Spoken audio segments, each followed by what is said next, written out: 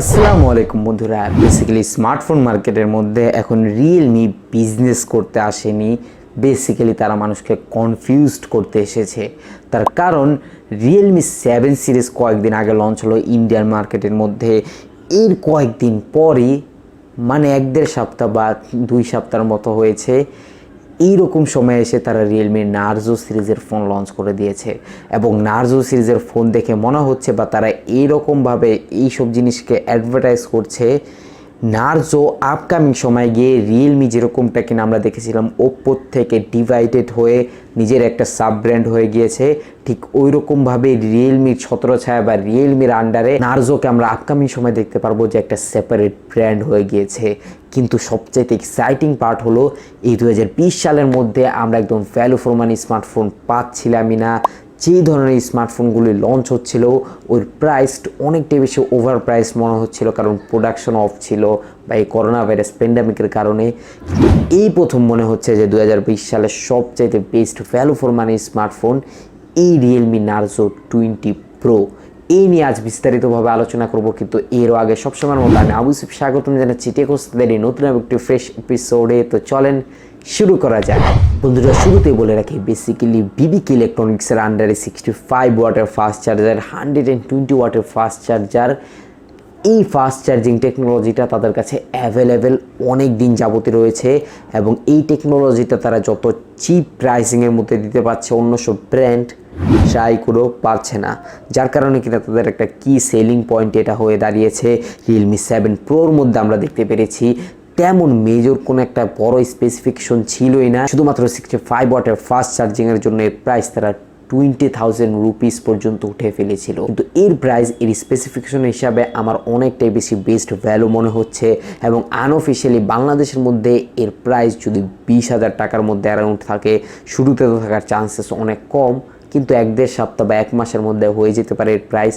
তাহলে 65 ওয়াটের fast charger, মিডিয়াটেকের Helio G95 এবং 48 মেগাপিক্সেলের কোয়াড ক্যামেরা সেটআপ এবং ফুল এইচডি প্লাসের একটা আইপিএস এলসিডি প্যানেলের সাথে এটা এই বাজেটের মধ্যে একদমই কিলার স্মার্টফোন থাকবে। কিন্তু বন্ধুরা, এর স্পেসিফিকেশন নিয়ে একটু ডিটেলসে আলোচনা করার আগে আরও একটা জিনিস নিয়ে কথা বলা দরকার, সেটা হলো ইন্ডিয়াতে যেটা কিনা রিয়েলমি 6i নামে লঞ্চ হয়েছে এবং বাংলাদেশের মধ্যে যেটা কিনা রিয়েলমি 6 নামে লঞ্চ হয়েছে, ওই থেকে শুধু ডিফারেন্স কি জানেন?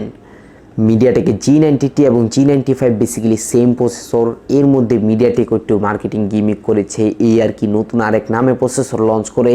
কিন্তু এর মধ্যে বেসিক্যালি তেমন বড় কোনো ডিফারেন্সই নাই, শুধুমাত্র 65 ওয়াটের ফাস্ট চার্জার, ওই মিডিয়াটেকে G90T এবং G95 এর প্রসেসরের ডিফারেন্স। এবং এর প্রাইমারি সেটআপটা থাকছে 48 মেগাপিক্সেলের স্যামসাং এর GW1 সেন্সর, এবং এর প্রাইমারি সেন্সরটা থাকছে 48 মেগাপিক্সেলের স্যামসাং এর GM1 সেন্সর। এবং রিয়েলমি 6 যেটা কিনা বাংলাদেশের মধ্যে লঞ্চ হয়েছে সেটার মধ্যে 64 মেগাপিক্সেলেরই বেসিক্যালি এই ডিফারেন্স থাকছে। কিন্তু মাত্র কিছুদিন আগেই যারা কিনা রিয়েলমি 6 এর ইন্ডিয়ান ভেরিয়েন্ট এবং বাংলাদেশের মধ্যে রিয়েলমি 6 কিনেছেন, তাদের সাথে এটা একদমই উলটপালট কাজ হয়ে গেল। কারণ নার্জো 20 প্রো এর থেকে আরো বেটার স্পেসিফিকেশন দিচ্ছে ওই একদম সেম প্রাইস পয়েন্টের মধ্যে। 65 ওয়াটের ফাস্ট চার্জার, মিডিয়াটেকের G95, তারা কিনা আমাদের চ্যানেলে পূর্বে ভিডিও দেখে আসছেন, সেখানে আমরা একদম ডিটেলস আলোচনা করেছিলাম এই প্রসেসর নিয়ে, যার কারণে কিনা এ নিয়ে আর বিস্তারিতভাবে বলছি না। কারণ অনেকগুলো ফোন আমরা আপকামিং সবাই এবং পূর্বেও দেখেছি এই প্রসেসরের সাথে আসতে।